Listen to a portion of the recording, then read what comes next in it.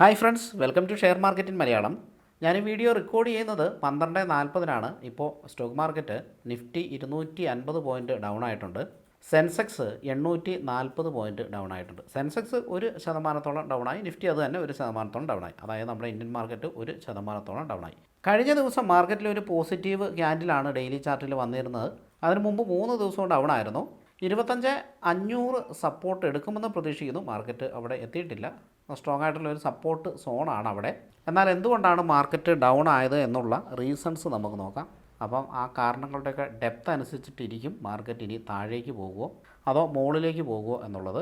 നമുക്ക് റീസൺസ് ഓരോന്നായിട്ട് നോക്കാം. ഫസ്റ്റ് റീസൺ എന്ന് പറയുന്നത് ഗ്ലോബൽ ക്രൂസിൻ്റെ വീക്ക്നെസ് ആണ്. അതായത് ഇന്ത്യയുടെ പ്രോബ്ലം അല്ല, ഗ്ലോബലി ഉണ്ടായിരിക്കുന്ന പ്രശ്നങ്ങളാണ് മാർക്കറ്റിനെ താഴേക്ക് വലിക്കുന്നത്. അതിലൊന്നാമത്തെ കാര്യം US-ൻ്റെ ട്രഷറി ഈൽഡ് ഉയർന്നതാണ്.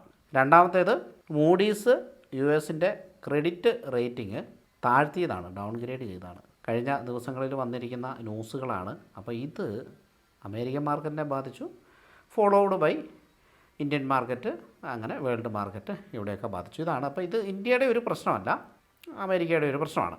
അപ്പോൾ ഇന്ത്യൻ മാർക്കറ്റ് ഒരു എമർജിങ് മാർക്കറ്റ് ആയതുകൊണ്ട് തന്നെ അവിടെ സെൽ ഓഫ് നടക്കുമ്പോൾ ഫോറിൻ ഇൻവെസ്റ്റേഴ്സാണ് കൂടുതലും നമ്മുടെ മാർക്കറ്റിൽ ഇൻവെസ്റ്റ് ചെയ്തിരിക്കുന്നത്. അപ്പോൾ അവിടെ സെൽ ഓഫ് നടക്കുമ്പോൾ ഇവിടെയും സെൽ ഓഫ് നടക്കാനുള്ള സാധ്യതയുണ്ട്. അങ്ങനെയാണ് മാർക്കറ്റ് ഇടിയാനുള്ള ഒരു കാരണം. നോർമലി മാർക്കറ്റ് താഴേക്ക് വരുമ്പോൾ പ്രോഫിറ്റ് ബുക്കിംഗ് നടക്കുക, എസ്പെഷ്യലി ഇത്രയും താഴെ നിന്ന് കയറിയ മാർക്കറ്റ് 21,750 വരെയാണ് മാർക്കറ്റ് താഴേക്ക് പോയിരിക്കുന്നത്. അവിടുന്ന് മാർക്കറ്റ് കയറിയിരിക്കുന്ന ഏകദേശം 25,300 വരെ മാർക്കറ്റ് കയറിയായിരുന്നു. വലിയൊരു റാലിയാണ് ഈ കുറഞ്ഞ സമയം കൊണ്ട് നടത്തിയിരിക്കുന്നത്. അതുകൊണ്ട് തന്നെ ഒരുപാട് ഇൻസ്റ്റിറ്റ്യൂഷൻസ് ഹ്യൂജ് പ്രോഫിറ്റിലായിരിക്കും ഇരിക്കുക. അപ്പോൾ മാർക്കറ്റ് താഴ്ന്ന കാണുമ്പോഴും ഈ വീക്ക് ഗ്ലോബൽ ക്ലോസ് കാണുമ്പോഴും അവർ സെൽ ഓഫ് നടത്തുന്നത്. അതുകൊണ്ട് തന്നെയാണ് കഴിഞ്ഞ ദിവസം FISൻ്റെ സെൽ ഓഫ് എന്ന് പറയുന്നത് 10,000 കോടിക്ക് മുകളിലാണ് ഇന്ത്യൻ മാർക്കറ്റിൽ.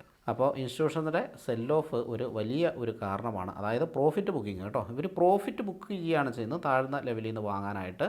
അപ്പോൾ അതൊരു കാരണമാണ് നമ്മുടെ മാർക്കറ്റ് താഴേക്ക് പോകാനായിട്ട്.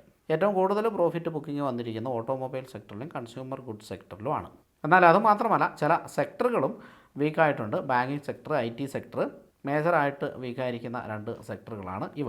അടുത്ത കാരണം എന്താണെന്ന് വെച്ചാൽ ജിയോ പൊളിറ്റിക്കൽ ടെൻഷനാണ്. അതിൻ്റെ ഏറ്റവും പ്രധാന ടെൻഷൻ 2-3 ഉണ്ടെങ്കിലും ഏറ്റവും പ്രധാനപ്പെട്ടത് ഇസ്രായേൽ ഇറാൻ കോൺഫ്ലിക്റ്റാണ്. അപ്പോൾ ഇവർ തമ്മിലുള്ള പ്രശ്നം മിലിറ്ററി കോൺഫ്ലിക്റ്റാണ്. അപ്പോൾ അതൊരു യുദ്ധത്തിലേക്ക് പോകുമോ അങ്ങനെയുള്ള ഭീതി ആണ് ലോകം മൊത്തമുള്ള മാർക്കറ്റ് ഇടിയാനായിട്ടുള്ള ഒരു കാരണം. അത് ശരിക്കും പറഞ്ഞാൽ അത് ഇന്ത്യയുടെ പ്രോബ്ലം അല്ല.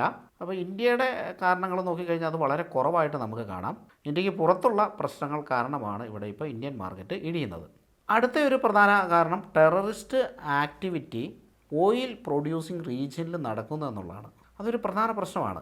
ഇതിപ്പോൾ ഇന്ത്യനെ ബാധിക്കും. കാരണം ഓയിൽ പ്രൊഡ്യൂസ് ചെയ്യുന്ന രാജ്യങ്ങളിലും ആ സ്ഥലങ്ങളിലും ടെററിസ്റ്റ് ആക്ടിവിറ്റികൾ അല്ലെ അതുമായിട്ട് ബന്ധപ്പെട്ടിട്ടുള്ള കാര്യങ്ങൾ നടന്നു കഴിഞ്ഞിട്ടുണ്ടെങ്കിൽ ഇന്ത്യ ഓയിൽ വളരെയധികം ഇമ്പോർട്ട് ചെയ്യുന്ന ഒരു രാജ്യമാണ്. അപ്പോൾ ഓയിലിൻ്റെ പ്രൈസ് ഉയരാനായിട്ട് കാരണമാകും. ഓയിലിൻ്റെ പ്രൈസ് ഉയർന്നു കഴിഞ്ഞിട്ടുണ്ടെങ്കിൽ അത് ഇന്ത്യൻ്റെ വളർച്ചയെ ഒന്ന് പുറകോട്ട് വലിക്കും.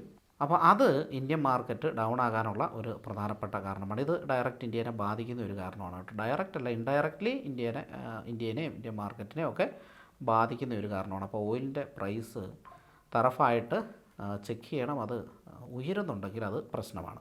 അതുപോലെ ഗോൾഡിൻ്റെ പ്രൈസ് ഉയരുന്നത് ശ്രദ്ധിച്ചിട്ടുണ്ടോ? ഗോൾഡിൻ്റെ പ്രൈസ് ഉയരുന്നുണ്ട്, US ട്രഷറി ബോണ്ടിൻ്റെ പ്രൈസ് ഉയരുന്നുണ്ട്. പ്രശ്നമാണ്.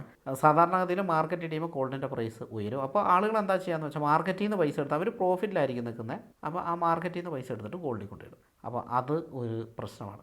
പക്ഷേ അതൊരു വലിയൊരു സംഭവമല്ല. സാധാരണഗതിയിൽ ഈ സൈക്കിൾ നടക്കാറുണ്ട്. ഗോൾഡിൽ നിന്ന് മാർക്കറ്റിലേക്കും മാർക്കറ്റിൽ നിന്ന് ഗോൾഡിലേക്കും ഈ സൈക്കിൾ നടക്കാറുണ്ട്.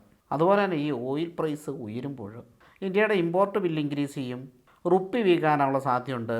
അത് ഇൻഫ്ലേഷനിലൊക്കെ നയിച്ചേക്കാം. എനിക്ക് തോന്നുന്നു അത്രയും വലിയ പ്രശ്നത്തിലേക്കൊന്നും പോവില്ല. ചെറിയ രീതിയിൽ ഇതൊക്കെയാണ് ഇൻഫ്ലേഷനിലേക്ക് നയിക്കാനുള്ള കാരണങ്ങൾ. അപ്പോൾ ആ ഒരു പേടി ഇൻവെസ്റ്റേഴ്സ് ഉണ്ടാവുമല്ലോ. അല്ലാതെ വലിയൊരു ഇൻഫ്ലേഷനിലേക്ക് പോകാനുള്ള സാധ്യതയൊന്നുമില്ല. ചെറിയ രീതിയിൽ ഒക്കെ അതിന് സാധ്യതയുണ്ടോ എന്നുള്ള പേടിയുണ്ടല്ലോ, അത് സെൽ ഓഫിന് കാരണമാകും. അതുപോലെ ഓയിൽ പ്രൈസ് ഉയരുന്നത് നമ്മുടെ ആവിയേഷൻ, വിമാന ട്രാൻസ്പോർട്ടിങ്, അപ്പോൾ അതിന് പ്രശ്നമാണ്. അതിൻ്റെ കോസ്റ്റ് ഉയരാനും സാധ്യതയുണ്ട്, അല്ലെങ്കിൽ ആ കമ്പനികൾക്ക് നഷ്ടം വരാനുള്ള സാധ്യതയുണ്ട്, ലാഭം കുറയാനുള്ള സാധ്യതയുണ്ട്. ട്രാൻസ്പോർട്ടേഷൻ അതെല്ലാ രീതിയിലുള്ളത്, കപ്പലായാലും റോഡ് ട്രാൻസ്പോർട്ടേഷൻ ആയാലും എയർ, വിമാനം, സീ, എല്ലാ രീതിയിലുള്ള ട്രാൻസ്പോർട്ടേഷനും ഇതിൻ്റെ കോസ്റ്റ് ഉയർത്താനായിട്ട് സാധ്യതയുണ്ട്. അതുപോലെ തന്നെ CG സെക്ടറിനെ ഇത് ബാധിക്കും. അപ്പോൾ നമ്മൾ നോക്കിക്കഴിഞ്ഞാൽ നമ്മുടെ രാജ്യത്ത് വലിയൊരു പ്രോബ്ലങ്ങൾ ഇതുവരെയും കാണുന്നില്ല. ചെറിയ ചെറിയ പ്രശ്നങ്ങളേ ഉള്ളൂ. പുറത്തുള്ള പ്രശ്നങ്ങൾ കാരണമാണ് നമ്മുടെ മാർക്കറ്റ് ഡൗൺ ആകുന്നത്. ആ പ്രശ്നങ്ങളൊക്കെ ഉടനെ സോൾവ് ആകട്ടെ. മാർക്കറ്റ് വീണ്ടും തിരിച്ചു വരുമെന്ന് തന്നെ നമുക്ക് പ്രതീക്ഷിക്കാം. അത് ഉടനെ വരട്ടെ, അതാണല്ലോ പ്രധാനപ്പെട്ട കാര്യം. Thank you for watching. മറ്റൊരു വീഡിയോയിൽ നമുക്ക് വീണ്ടും കാണാം.